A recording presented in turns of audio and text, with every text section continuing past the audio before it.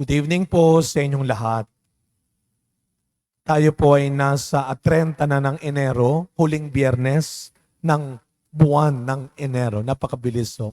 Parang kakasimula ho lang ng taon, tapos na ang unang buwan. Kaya 11 months na lang, tapos na ang 2026. So, no? Mabilis ho yan, I tell you.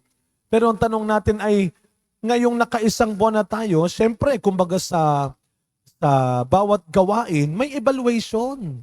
So kung i-evaluate mo ang iyong unang taon o unang buwan ng taon, kamusta ang iyong naging performance, achievements?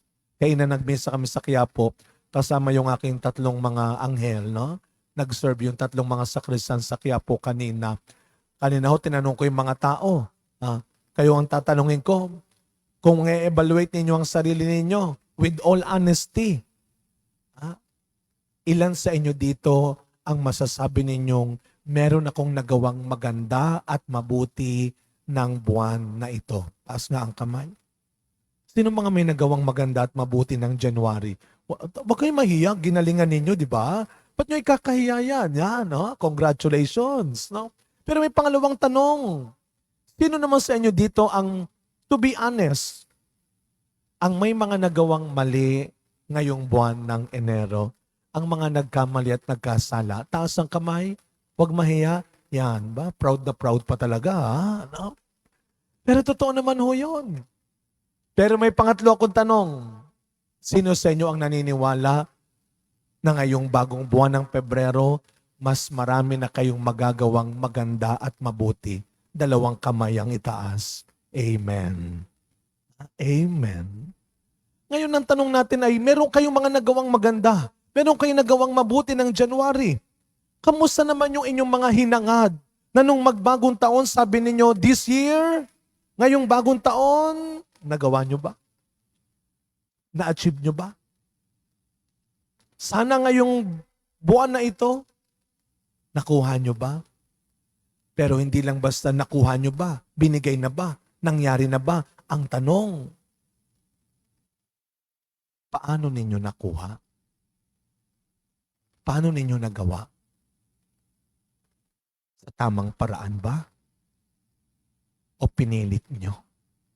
Kahit sa maling paraan? Dahil masyado ka nagmamadali. Dahil masyado kang inggit na. Kaya kahit mali at masama, makuha mo lang. May 11 months pa oh. Masyado kang atat na atat. Kaya kahit mali at masama, pinatulan mo. Sa unang pagbasa, tila ganyan ang nangyari kay David. Kung tayo ay araw-araw nagbabasa, nagsisimba, ang ganda-ganda di ba ng ang bango-bango ng pangalan ni David.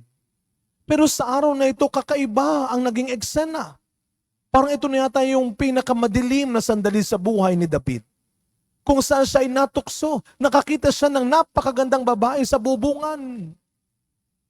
At natukso siya. At para makuha niya ang gusto niya, anong ginawa niya? Ipinain niya sa labanan ang asawa ng babaeng si Bathsheba. Hanggang ito'y napatay. Nakuha niya yung gusto niya. Pero may winasak siyang pamilya. May winasak siyang buhay. May sinira siyang pagsasama. Kaya nga, araw-araw, hindi lang natin tinatanong kung nakuha ko na ba, kung nangyari na ba. Tanungin din natin, sa tamang paraan nyo ba ginagawa ang mga bagay-bagay? O makuha lang natin, mangyari lang, papatulan natin. Kaya napakaganda ng paalala ng Ebanghelyo. Sa paano inilarawan ni Kristo ang paghahari ng Diyos, ang paghahari ng Diyos, ang kabutihan, pinaghihirapan. Ang kaginhawaan, pinaghihirapan. At ito'y mangyayari sa tuwing pinipili natin ang mabuti at tamang paraan.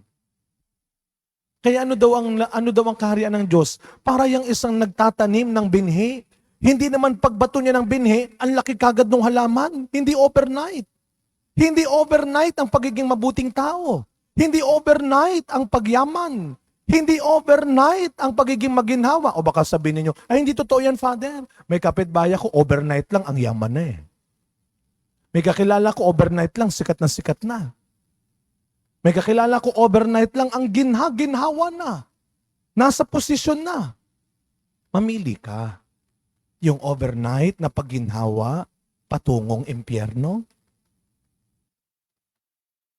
o yung panghabang buhay na kaligayahan at kapayapaan sa piling ni Kristo.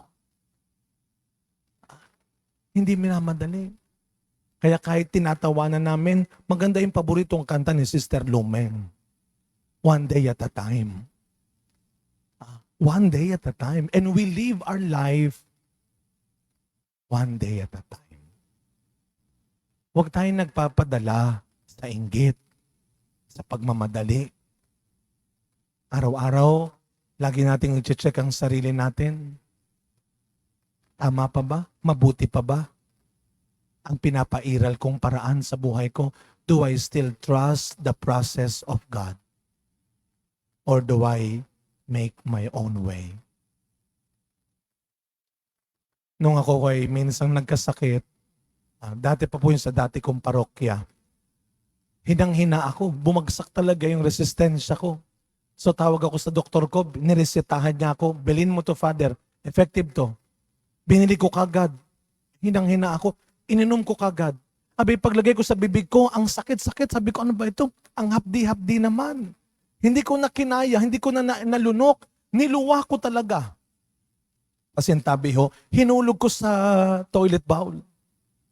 Alam mo niya, paghulog ko sa inodoro, nakita ko, bumula-bula talaga. Sabi ko, grabe pala ang tapang ng gamot na yan. Nakakatakot pala talaga.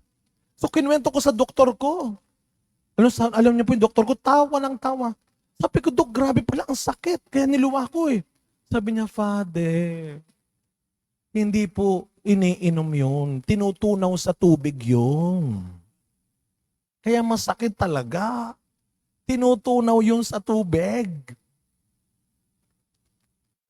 Tama yung gamot. Nakakagaling yung gamot.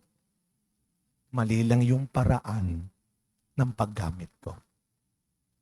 Sa pagpapatuloy ng misa natin, tama lang na mangarap ka, maghangad ka, na guminhawa. Kahit yumaman ka pa. Tama lang yun. Dahil ang gusto ng Diyos, kagaya ng butil, mula mustasa, lumago tayo. Pero ang paalala niya, sa tama, sa mabuting paraan. Araw-araw, ipagdasal natin na wag lang natin makuha ang gusto natin. Ipagdasal natin na Panginoon, kung mali na ang diskarte ko, itigil mo. Kung mali na ang paraan ko, tanggalin mo ako dito. Guminhawa sa mabuti. Amen.